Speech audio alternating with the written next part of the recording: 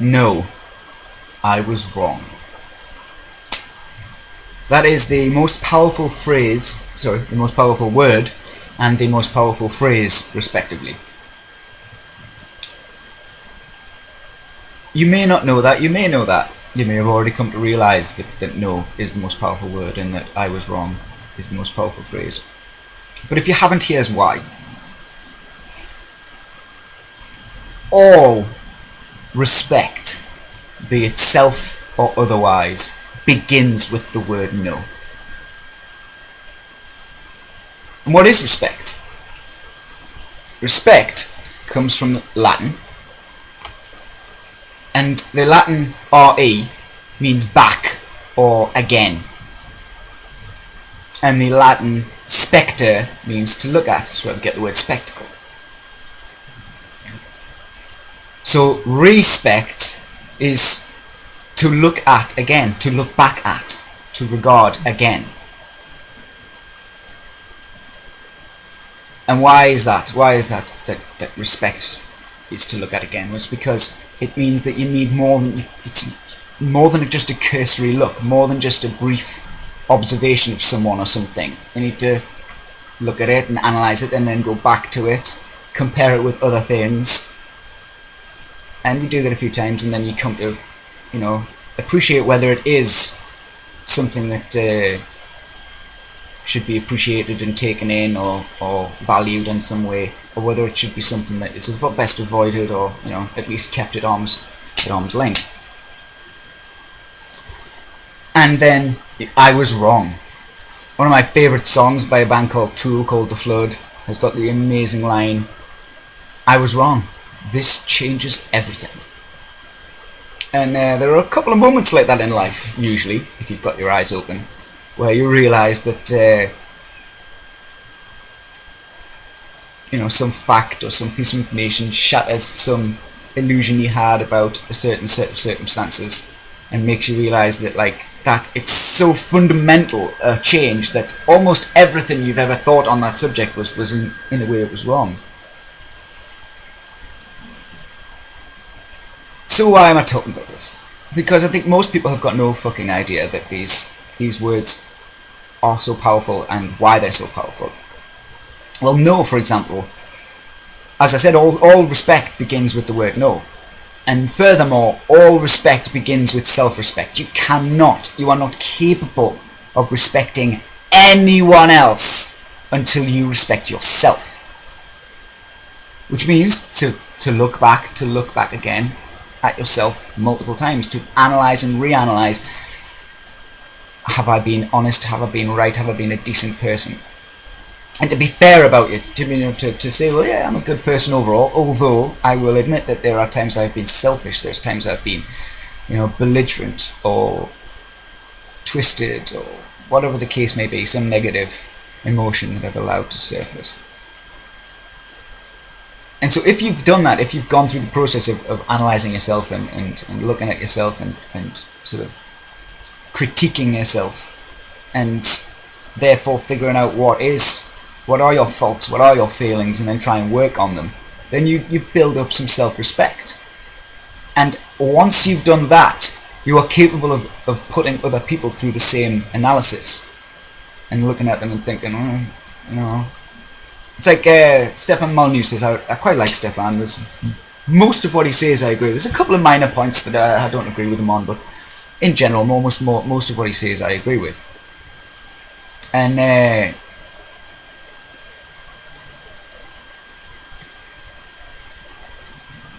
he has a nice little line where he said, I used to think of my friends' opinions being like the icing on top of the cake that was them. So you might not like the icing on a cake, but you peel the icing off and the cake itself is still good cake. So, but now he says that he realises that people are their opinions. That's the best representation of who they are as a person and what they think about various subjects. And so, if you've got a friend and he's a good friend, but, he's racist or homophobic and you're not, the chances are that over time you're either going to stop being friends with them, or you're going to just drift away. You know, you'll still be mates, but you don't see them very much, and that's subconsciously, that's your mind going, yeah, I don't want to break up friendship with the guy, I don't want to have the confrontation, but, you know, I also would prefer to be around people who aren't bigoted and ignorant and foolish.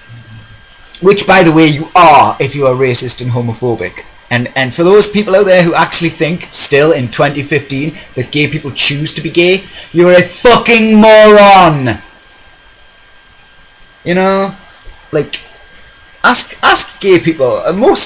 Quite a lot of them will tell you that, like, you know, obviously they're proud of who they are, they don't feel ashamed of who they are, but given the choice, if they could have been born straight, they probably would have, because life would have been a bit simpler. You know? And then I was wrong.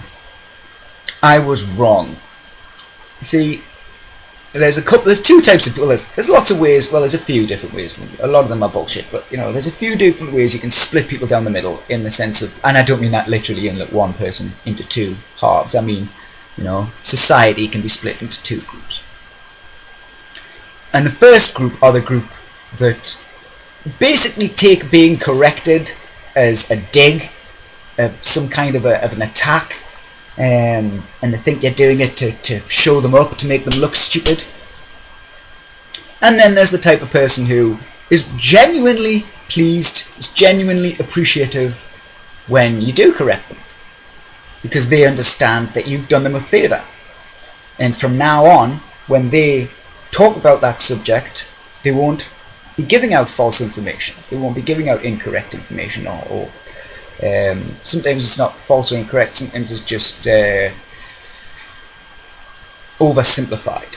So core truths are lost because of this overly simplified way it's related. And your ability to recognize that you are wrong, if you were wrong about something, is one of the greatest tools you have. You know? To be able to because the reason it's hard is because quite often it means realizing that you've wasted your time, realizing that you've spent X amount of time promoting X scenario or set of circumstances or opinion or whatever, and that time becomes wasted time at the point you realize you were wrong.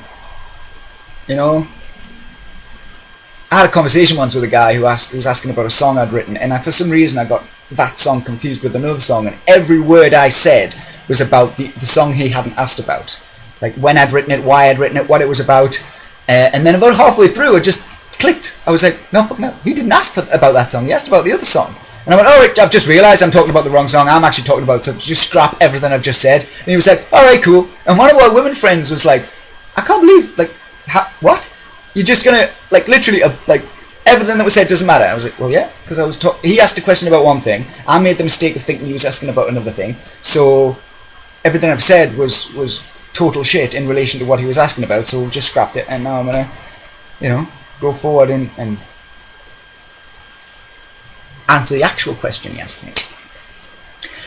And that was because it was no biggie for me to kind of go, oh, I was wrong. But I know a lot of people who would, in that situation, they would have been embarrassed, and they would have kind of, you know, either wrapped it up and then left it and hoped no one noticed, or they would have tried to find, they would have suddenly started describing the actual song and not mentioned that first part was actually wrong, kind of thing.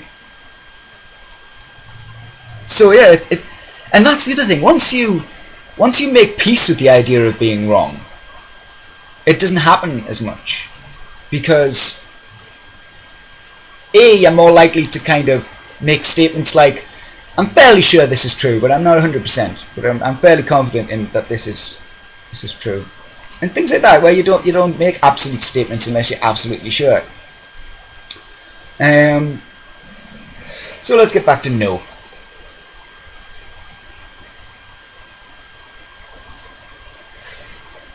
What is the first word that Neo in the Matrix says after he kind of rises from the dead in that hallway at the end of the film? End of the first film, Smith's just shot him multiple times, falls down dead, and then you see him get back up. And the agents are all, whoa. And he just says, No. No. I've had enough. No. In the same way that that Bundy guy, American people may know, Charles Bundy, I think it was, just, the Land Management Association, or the Land Something Agency or whatever, basically trying to steal his cattle, steal his land, just utter criminals that the US federal government are trying to steal his property. And him and a bunch of other people went, no, fuck this. I'm going to go down there with guns and stand, and if you want to take it, you're taking it by force and you're going to have to kill all of us, kind of attitude. And what happened? They won that time. Now that might not be completely wrapped up. There might be more people coming back. There's a lot of people think that they're going to swoop back in and get him when no one's looking. I wouldn't be surprised if they do. But the point is that enough people had drawn a line in the sand for a reaction to occur. Enough people said no. No. I will not be bullied. I will not be intimidated into walking away from rights that are mine. So, what's kind of the point? Why am I talking about this? I'm talking about this because you need to realise this. You need to realise that the word no is the most powerful word, and it needs to be used appropriately. It is by inaction as well as action that karma can affect us. If you don't believe in karma, fair enough, whatever, that's fine. I can't really make any logical argument for it, because it's there as far as I can see. I've got instant karma. Really, one of my friends, if I ever say I've got instant karma in front of this particular friend, he will just literally repeat straight away, Salt's got instant karma, just as like a force of habit, because he's seen it happen too many times. He's seen me act like a dick, and then instantly something will happen. Instantly. Well, it's not just actions, as I said, it's not just actions that can bring on karma, it's inaction. It's not doing anything about evil around you. It has karmic consequences. It leads to shitty things happening to you because you took no action against the shitty things around you. And if you take no action against evil, then you give it your full approval and support. For everyone, every single person out there who's aware of the evil and corrupt child theft services that we have in the names of the Child Protection Service in America and the I think it's the Child Support Agency or something like that in Britain, but anyway, the social services basically, they are children thieves, children abusers. Check out how many kids die every year at the hands of their foster carers. It is staggering.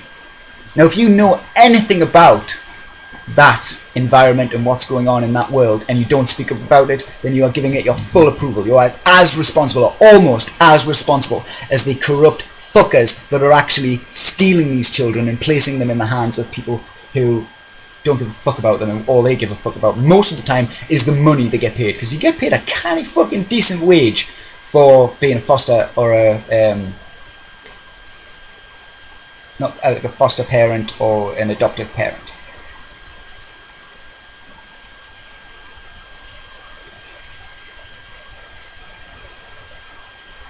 So yeah, you take responsibility for the things you allow to happen.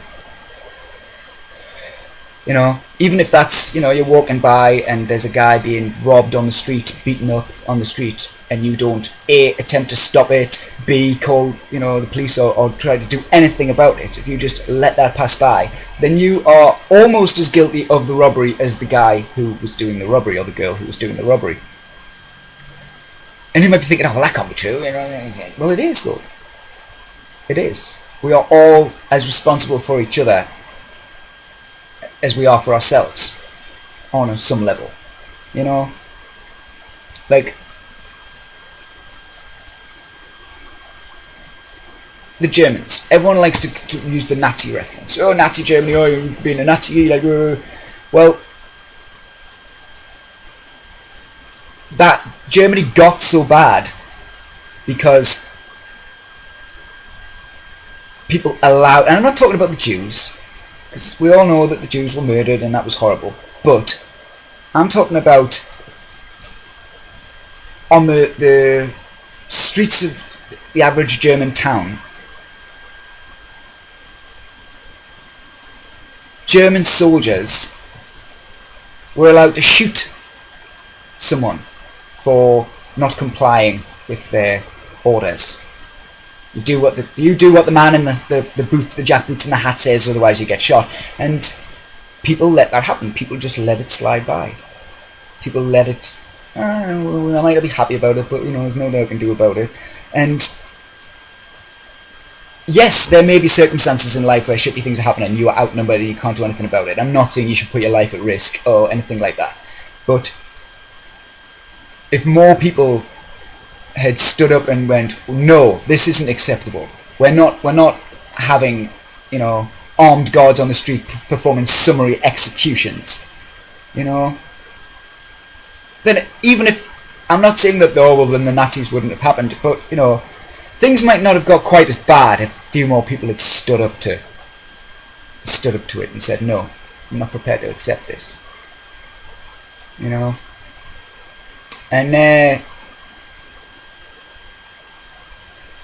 it's the same as what's going on in America right now with the police. Police are performing summary executions on the street just for daring to disobey, and sometimes not even that. Sometimes it's just they suddenly decide that they want to beat someone up that day, and they go ahead and do it. And unlike Germany, you're talking about an extremely armed populace. You are responsible for your own actions. Now, on some level, you already know that.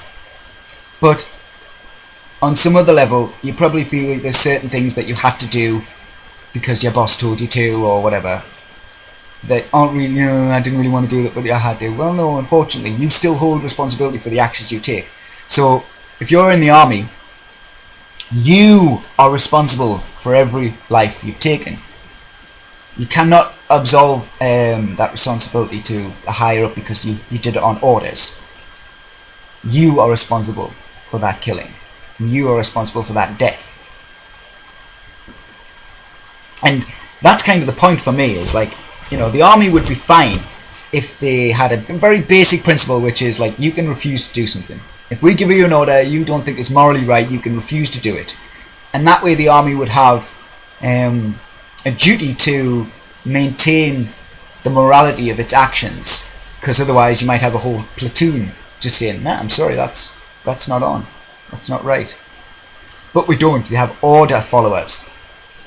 And order followers are always immoral people. I don't care how lovely of a dad or a brother or whatever the soldier is, or how nice of a person you think you are if you are a soldier. You cannot be a moral person. A moral person has to take every action a moral person takes. They equate for themselves whether that action is moral or immoral before taking it, and then say no to the immoral actions. Well, if you're an order follower, that's just not possible for you to do. So I'm sorry to be the one to piss on your picnic, but you cannot be a moral order follower. It's not physically possible. Now, before you get on your high horse and think, oh, you're calling soldiers immoral. Yeah, I am, but I'm also calling most of society immoral. Because if you approve of order followers and order following, then you also are an immoral person. And that's not my opinion. That's how morality works.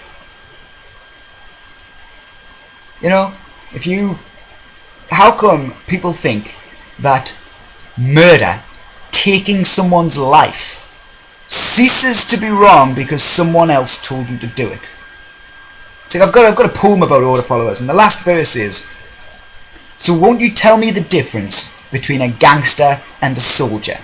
It's just a little piece of paper signed by El Presidente or Mr. Prime Minister. That's all that it takes to make this murder okay. And then there's no fucking shame in bombing these fucking bastards from half the world away. And there's nothing to pay because we're so big and mighty that they can't retaliate."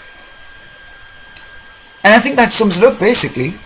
You know, the only difference between a gang member and a soldier is the little piece of paper signed by the president or the prime minister. You know, there isn't much difference between the two. And if you think, oh well, no, the government's a government, or we need government, blah blah blah. No, all government is the biggest, most well-funded gang. It's the biggest, best-funded street gang in that particular area. Armed thugs. So yeah, I think I'll wrap it up there. But and that's just to finish off. We'll talk quickly about I was wrong in regard with, say, soldiers. That's part of the problem I was talking about before with realizing that you were wrong means realizing you've kind of wasted your time. Well, for a soldier to realize that he has taken immoral action, he has to realize that, you know, those 2, 3, 5, 10 years he was in the army were essentially wasted time. You know, he might have learned to do this, he might have had lots of good friends, and there might be lots of positives, but you essentially wasted your time doing something that was immoral. When, if you're even contemplating this, or watching this video, or you're still watching this video after I've said soldiers are immoral, if you are contemplating that, then that's a good sign. It shows that you are trying to be a good person. You are trying to find out what it is to be a good person. And the details, the exactness of what it is and what it means to be a good person has been one of the most largely suppressed pieces of information out there. You know, natural law, basically. The list I gave you before about what is a wrong, you know, what are the things that qualify as wrongs? Well, anything that didn't fall into that group, anything that's not some form of a theft, is a right. You know, so smoking weed, selling weed, they're all. I have the right to smoke weed. I have the right to sell weed if I want to. Whether my government, whether the armed gang in control of my local area is going to allow me to do that, is going to allow me to exercise that right, is a different subject altogether.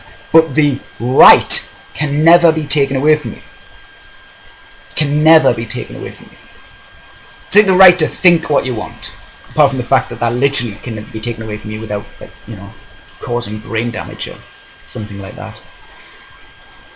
And the other part of natural law is the Hermetic principles, which very briefly are mentalism. All is mind. The universe is mental. Something has to be created in the mind before it can be brought into the real world, or the plane of effects. Correspondence. That which is above is like or similar to that which is below, and vice versa. The atom resembles the universe. Vibration. Nothing is ever at rest. Everything is in some form of vibration. Which is we're starting to discover scientifically now that that's true. There's no such thing as emptiness when you really get down to it. And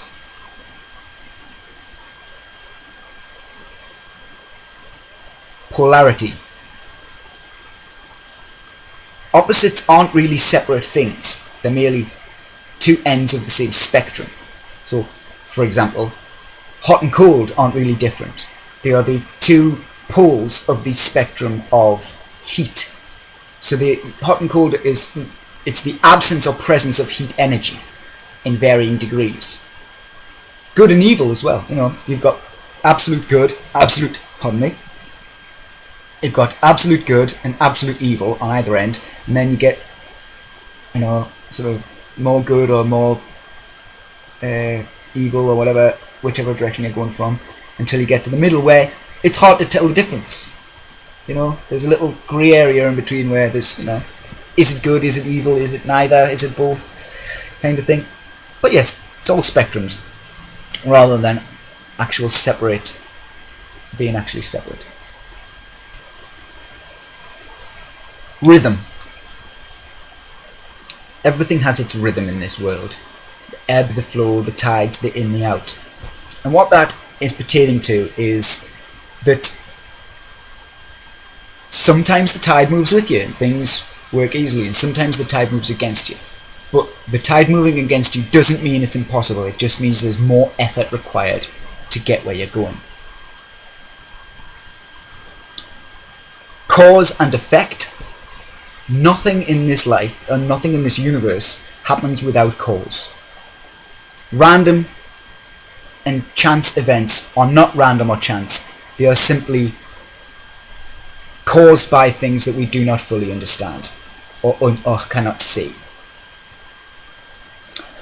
And gender, which isn't really a case of male or female, it's a case of masculine and feminine, in the sense that all masculine, say all men have a little feminine side, and all women have a male side or a masculine side, and then there's the gender of the male feminine experience, i.e. nothing to do with men and women, but to do with the brain and how the brain works, and how you've got left-sided brain, which is the logical, rational side, and the right-sided brain, which is the creative, emotional side. And if you are on the left too much, that's when you get you get set in the controller, dominator, policeman and army guys often have this mindset where they've gone completely left side, brain imbalance, and they have a very dominating, controlling viewpoint on the world. And then you've got the other side, which is the kind of hippie, to some degree. There's some women who are a bit like this as well, but I would say it's more of a hippie attitude of just complete subservience, complete acceptance of whatever is going on and whatever they're told, and basically slave think, that nothing can be known. These people who tell you that nothing can be ever truly known, things like that, that's just complete right-sided brain imbalance. And so the whole point of the gender Hermetic principle is that through the simultaneous usage of both sides of the brain, the logical, rational, and the creative, emotional side, using them together, you get a balanced brain. You get, a brain that's open-minded and kind of open to different, strange, unusual concepts, but not naive. Won't just automatically believe whatever the fuck they're told. And a mind that's logical and rational and sensible, but hasn't gone too far that direction into the, dogmatic skepticism. Just absolute, fundamental skepticism that just, no, don't believe it, won't believe it. And a lot of atheists are like that. There's a lot of atheists who are incapable of even having a conversation about whether there is or isn't a God. And I love having that conversation. I love talking with people who disagree with me about multiple subjects. And because I tend to find that I learn more by talking about a subject I disagree with, where I disagree with whoever I'm talking with, but that person is intelligent and has put a lot of thought into what they think and why they think that. They're the best conversations ever.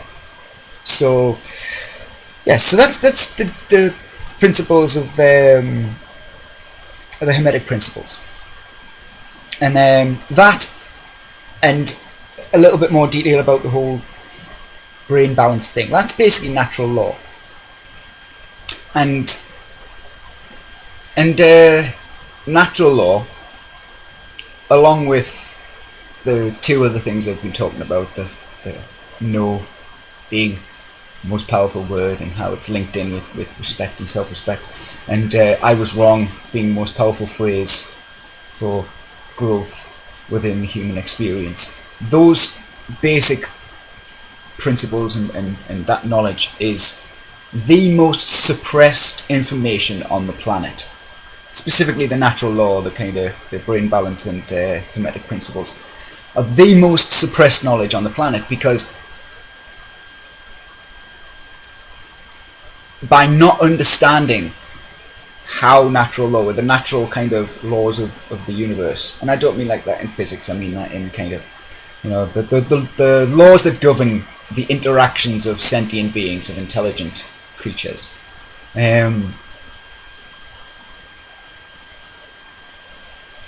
By not understanding that, we are more easily susceptible to the various mind control that the powers that should not be like to be purveyors of. And if you don't think that mind control is something real, I don't even know where to start. Do your fucking research before you open your mouth is all I can say, basically, because, look at how resistant people are to being told a fact if that fact didn't come from the fucking 10 o'clock news, or CNN if you're American. It's amazing. It's amazing how you can go and tell someone something and they just won't believe you. And the reason they won't believe you is because you're telling them, not some guy on television. So it just becomes insanely easy for the powers that be to restrict information from us and keep us in the dark. So I'm going to wrap up there. But basically, you need to realise that, you can and you must say no to that around you which is wrong and immoral.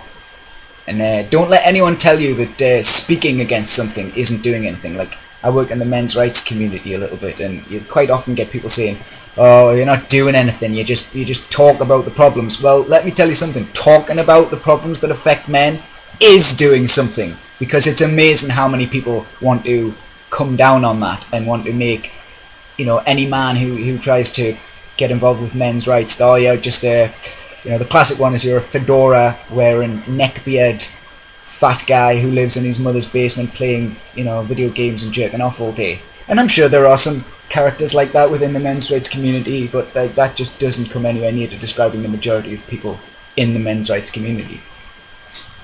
And they're men's rights community is a good example of what I'm saying. They're a bunch of people who said, no, I'm not going to allow this to go by. I'm not going to say nothing anymore. I'm going to speak up. I'm going to take action. I'm going to let people know that, a good chunk of these supposed deadbeat dads aren't actually deadbeat dads. They are the victim of deadbeat moms who courts have decided to give access and custody of the children to, and these deadbeat moms won't let the child's father have contact because it's a weapon. It's something they can do to hurt their ex, probably not for anything to do with the child's concerns, but just because he wasn't a good enough husband or partner in your estimation. And once again, this is like a completely negate the fact that, you picked him. If you genuinely have got a child to a deadbeat dad, to an utter waste of space deadbeat dad, then my opinion is it's kind of gonna more likely be your own fucking fault, because you probably knew he was a waste of space deadbeat when you got with him and started fucking him, and when you got pregnant and decided to keep the baby. You knew what he was like in most cases. Very few women who are stuck looking after a baby on their own are stuck like that because a guy who appeared to be a normal, decent bloke who would care about the fact that he had kids and want to support them and want to be a good father, suddenly appeared not to be that way, and suddenly, showed his true colours and then fucked off. Very few single mothers in the scheme of things are actually in that basket. Most of them are in the basket where they just thought, I don't need a man, or I don't want him to be a father, or even the classic, or the old keep a man baby, relationship isn't working out, it's splitting apart, and so you get pregnant.